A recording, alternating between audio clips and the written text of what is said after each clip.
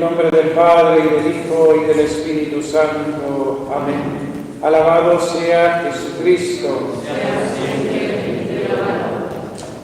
¿Eres tú el Mesías o tenemos que esperar a otro? Es la pregunta de San Juan Bautista que acabamos de escuchar en el Evangelio de este segundo domingo de Adviento. Pregunta de Juan Bautista que hace a través de sus discípulos. Juan estaba encarcelado. Allí fueron a verlo sus discípulos y hablándole de las obras de Cristo, Juan los envía a preguntar a nuestro Señor si Él era el Mesías o debían esperar a otro. Estaba Juan Bautista desconcertado ante nuestro Señor. Estaba Juan Bautista desilusionado por el Evangelio que nuestro Señor Jesucristo predicaba. ¿Dudaba Juan Bautista de que Cristo fuera el Mesías? Juan anuncia la llegada del Mesías. Él, como dice el mismo Cristo en el Evangelio, es el ángel enviado delante del Señor para anunciar y preparar sus caminos. Juan anuncia la llegada de un Mesías que en la línea profética es el día de Yahvé, ese Mesías que vendrá para hacer justicia, para juzgar a los hombres. Por eso Juan llamará a los hombres de su tiempo a la conversión y los invitará a realizar ese bautismo que es expresión de la buena voluntad, del deseo de cambiar de vida. Pero Jesús no aparece como un Dios justiciero. Es más, Él dirá de sí mismo: venid a mí, pues soy manso y humilde de corazón. Jesucristo no aparece como el Mesías deseoso de venganza, a nuestro modo de entender, sino como aquel que es manso y humilde de corazón. ¿Podría haberse decepcionado Juan ante la persona de nuestro Señor Jesucristo?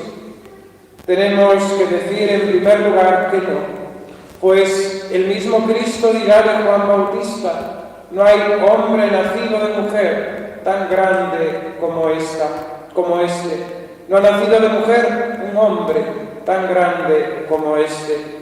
Sería impropia esta alabanza de Cristo si Juan dudase o estuviese decepcionado del Señor. Pero es más, la fe de San Juan Bautista queda manifiesta en ese episodio antes de su encarcelamiento, cuando Cristo nuestro Señor aparece en el Jordán para ser bautizado por él y Juan lo señala en medio de los hombres. Ese año es él. Este es el Cordero de Dios que quita el pecado del mundo. Juan confiesa a Jesucristo nuestro Señor como el Mesías prometido, como el Hijo de Dios venido al mundo, como el Cordero de Dios que quita el pecado del mundo.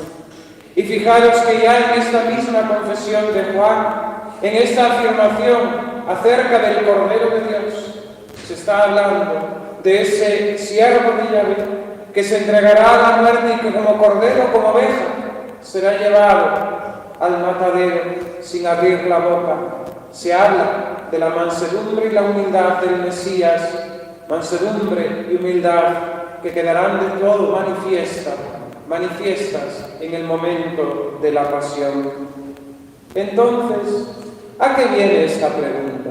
¿Eres tú el Mesías o tenemos que esperar a otro? Los padres de la Iglesia ven en ella el remedio que San Juan toma para que sus discípulos, aquellos que seguían a Juan el Bautista y su predicación, quizás con cierta confusión de si Juan era el Mesías o no lo era, vayan y reconozcan y crean en Jesucristo nuestro Señor. La pregunta la manda hacer Juan el Bautista, movido de la caridad de sus discípulos, no para confirmar él la fe que ya tiene en Jesucristo, sino para que sus discípulos crean en Jesucristo y le sigan como Maestro y como Cordero. ¿Eres tú el Mesías o tenemos que esperar a otro? Es una pregunta que a lo largo de los Evangelios se reformulará varias veces en distintas ocasiones en que reparará a nuestro Señor Jesucristo acerca de su identidad. ¿Quién eres? Dinos quién eres. Pregunta que culminará en el momento de la pasión, ante el sumo sacerdote que le preguntará: si eres tú el Mesías, te conjuro por el Dios vivo, dínoslo. O la pregunta de Pilato en el pretorio: ¿eres tú rey? ¿Eres tú rey? Pregunta a la que Jesús siempre responde del mismo modo: si no me creéis a mí, creed a mis obras, ellas dan testimonio de mí. ¿Y cuáles son las obras de Cristo? Quedan manifiestas, Él mismo las declara. Los ciegos ven, los cojos andan, los leprosos quedan limpios, los sordos oyen, los muertos resucitan y los pobres son evangelizados. Estas son las obras de Cristo, estas dan testimonio de Él. Id y decidle a Juan lo que habéis visto y oído. El mismo Cristo en la sinagoga de Nazaret declarará y se aplicará a sí mismo la profecía de Isaías: el Espíritu del Señor está sobre mí y me ha enviado a anunciar el Evangelio a los pobres, para que los ciegos vean, para que los sordos oigan, para que los cojos anden. Y a pesar de que las obras de Cristo están manifiestas, vemos que muchos no creen, porque tienen endurecido el corazón, porque Jesús no cumple las expectativas mesiánicas que ellos tenían, sus esperanzas. Vemos como las autoridades del pueblo, los grupos importantes de saduceos y fariseos, se niegan en reconocer a Cristo como el Mesías. Están ciegos, no han sabido leer las profecías del Antiguo Testamento, las profecías escritas, y verlas cumplidas en Jesucristo. Él, como declara el apóstol San Pablo en la epístola de hoy a los romanos, Él es el ministro de la circuncisión. Él ha venido a cumplir las promesas hechas por Dios nuestro Padre en el Antiguo Testamento al pueblo judío, según la veracidad de Dios, cumpliendo lo prometido a los patriarcas. ¿Eres tú el Mesías o tenemos que esperar a otro? A pesar de los milagros que nuestro Señor Jesucristo realiza, la multitud de milagros que recogen los evangelios, y como dice el mismo testimonio de San Juan Evangelista, no habría libros que pudiesen contener todas las obras y palabras que Cristo dijo. A pesar de los muchos milagros, a pesar del milagro de los milagros, que es la resurrección de Cristo, testimonio de su divinidad, de que es Dios, que ha triunfado sobre la muerte y el pecado, a pesar de las diferentes pruebas o argumentos que se pueden aducir para manifestar la divinidad de Cristo, muchos no creen, muchos se niegan a creer. Es más, se nos anuncia que en cuanto se acerque más la segunda venida, el final de los tiempos, muchos no creerán y se dejarán llevar por la impiedad. Se rodearán de maestros según la medida de sus caprichos. ¿Eres tú el Mesías o tenemos que esperar a otro? Es una pregunta que podemos dirigirnos también en esta mañana, mis queridos hermanos, cada uno de nosotros. Jesucristo es el Mesías. Jesucristo es mi Dios. Jesucristo es mi Salvador. O yo espero en otro Mesías. ¿Dónde tengo puesta mi esperanza? ¿En Jesucristo o en otro lugar, o en otras personas, o en otras cosas? Muchos hoy, oscurecida totalmente la conciencia del pecado, olvidados de las realidades últimas de nuestra existencia, la enfermedad y la muerte, y con la muerte el juicio de Dios, no necesitan a Jesucristo, porque están oscurecidos en sus inteligencias, porque viven olvidados de su realidad. No necesitan un Mesías Salvador. Se bastan y se sobran a sí mismos. No esperan nada más que lo presente y efímero de esta vida. Tienen puesta su esperanza ¿en dónde? En el bienestar, en el dinero, en el placer, en que la vida les vaya bien regalada. ¿Y nosotros? ¿Dónde tenemos puesta nuestra esperanza? Nosotros esperamos algo. Puede y podemos decir, si yo viera los milagros que vieron los apóstoles, si yo viera signos prodigiosos en el cielo, si Dios me hablase o me manifestase su voluntad, entonces yo sí creería, cambiaría de vida, tendría mi esperanza. Excusas. Aunque un muerto resucite, no creerá. Es el misterio de la dureza de corazón. Aunque un muerto resucite, no creerán. Es la respuesta de Abraham a Herculón cuando éste le pide: manda a Lázaro a mis hermanos, porque si un muerto va a visitarles, creerán. Tienen a Moisés y a los profetas. Aunque un muerto resucite, no creerán. Id y decidle a Juan. Id y decidle a Juan, y os digo también a vosotros, nos dice el Señor en el Evangelio de este día. Los ciegos ven, los cojos andan, los leprosos quedan limpios, los sordos oyen, los muertos resucitan, los pobres son evangelizados. No han terminado los milagros de nuestro Señor Jesucristo. Él sigue obrando milagros a lo largo de la historia. Fijaos simplemente que para la canonización de un santo es necesario al menos que se realicen 2 milagros actualmente. Antiguamente 4 milagros.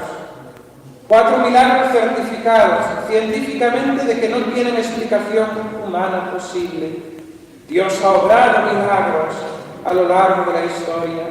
Quizás nos llamen la atención esos milagros físicos, reales que el Señor obró, que al ciego le devuelva la vista, que el cojo pueda andar, que aquel que está paralítico vuelva a su vida normal, que el sordo oiga y que el endemoniado se vea libre.